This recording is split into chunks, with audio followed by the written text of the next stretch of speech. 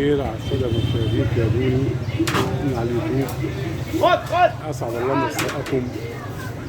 اليوم احنا كده في جولة في كلة البلح، ورحنا الحسين. قلت أعدي كده آخد فطار في السلطان أبو العلا عند الحاج إبراهيم.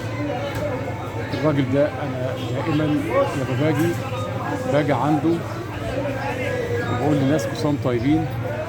النهارده الجمعة اليتيمة، وربنا يعني كده يعودها كده على يوم جديدة رمضانية علينا وعلى كل الأمة، ومسي على كل سنة المشاهدين وعلى اليوتيوب. بقول لكم المكان افطار بره فعلا تغيير في يوم كده، بيبقى له طعم تاني وفعلا له مذاق خاص. الناس بتيجي تحجز هنا عند ابراهيم السلطان ابو العلا، معروف منذ قدم الزمن. بناكل عنده حاجة نظيفة، بيعمل كل حاجة كويسة بصراحة. برضه اهو شفتوا جمال، حاجة جميلة ولذيذة. الناس كلها تحجز هنا.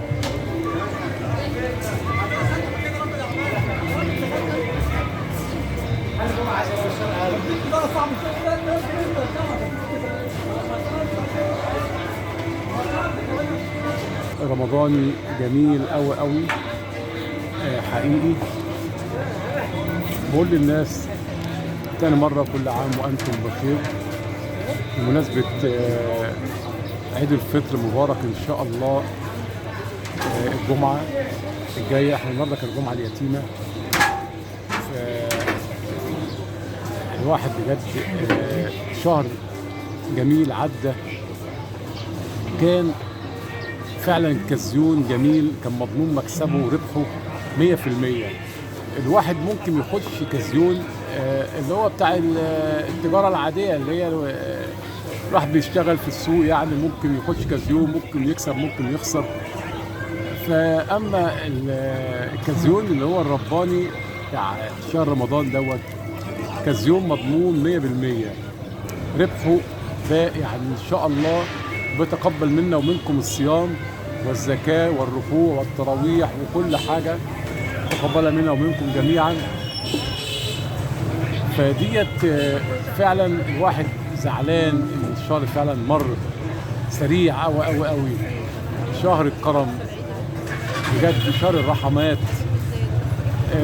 بأمانة. فعلا الواحد حزين على الشهر دوت. فعلا كزيون سنوي بيعدي، يا سلام. الناس لو تغتنموا فعلا صح، مضمون نجاحه 100%، والله 100% مع ربنا.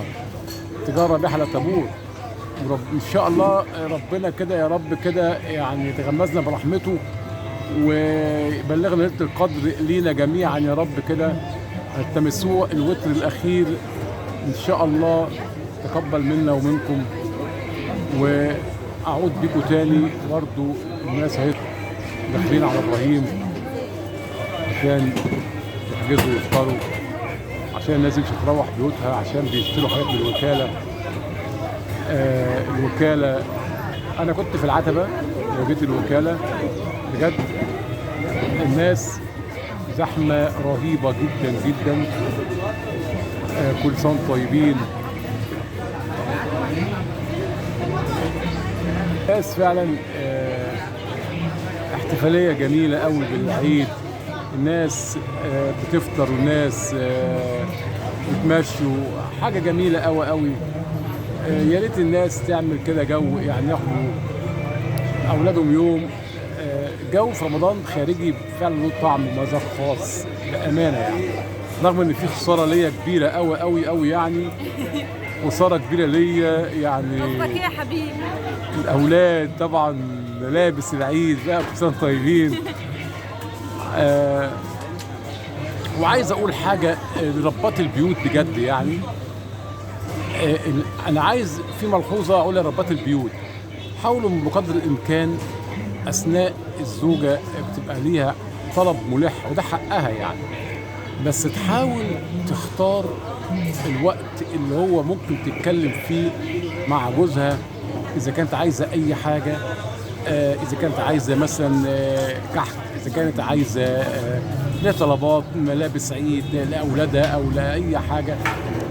في اوقات ما يكونش مثلا الزوج داخل من باب الشقه تقول انا عايزه كحك العيد، ما ينفعش جوزها جاي شايط من بره انا عايزه لبس العيد. احنا بنسمع في الاونه الاخيره قتل زوجات بالعبيط، لان نتيجه عدم اختيار الوقت المناسب في اختيار الحاجه الملحه اللي الزوجه عايزاها. دي الملحوظه اللي عندي بقولها انا كل الزوجات اخواتي وكل الازواج اخواتي، بس عشان نمنع المشاكل اللي بتحصل تصاعد يوم عن يوم بسبب القصص دي، اللي هي الاختيار المناسب، الوقت المناسب. واحده مثلا ليها حاجه ملحه، مثلا عايزه ملابس عيد مثلا او كحك عيد، جوزها جاي صايم وشايب، وسلام بقى لو كان بيدخن بقى كمان يروح ملبسها سكينه على طول، او يا اما يرميها من الرابع دور من البلكونه، يخليه يفطر وينبسط ويشرب الشاي بالياسمين، مفيش مشاكل. في الاخر تقول له بقى ما يفطر كده ينبسط في الشاي، تقول له مثلا دي برضه تدريجيا، تقول له ايه عايزين نجيب مثلا ايه، عايز اجيب لي مثلا بلوزه يا اخويا وبتاع، البلوزه هيجر بنطلون، البنطلون هيجر كوتشي، انا عارف. فلا يعني حاجه برضه الناس تلتمس العذر برضه في الوقت الراهن، لان الظروف الاقتصاديه على الناس كلها فعلا صعبه قوي قوي قوي. يا ريت الناس تعذر بعضهم، واللي عنده حاجه يقول انا عندي ما شاء الله الحمد لله بحمد ربنا. اولادي بصراحه كانوا عندهم كوتشيات جايبه لهم، قالوا لا احنا عندنا كوتشيات، اشكرك يا رحمه، اشكرك يا منال، لان فعلا بجد دي حاجه تحسب لكم. لقيت كل الاولاد يعملوا كده مع اهاليهم، اي واحده عندها حاجه مطلوب ماشي تمشي حالها.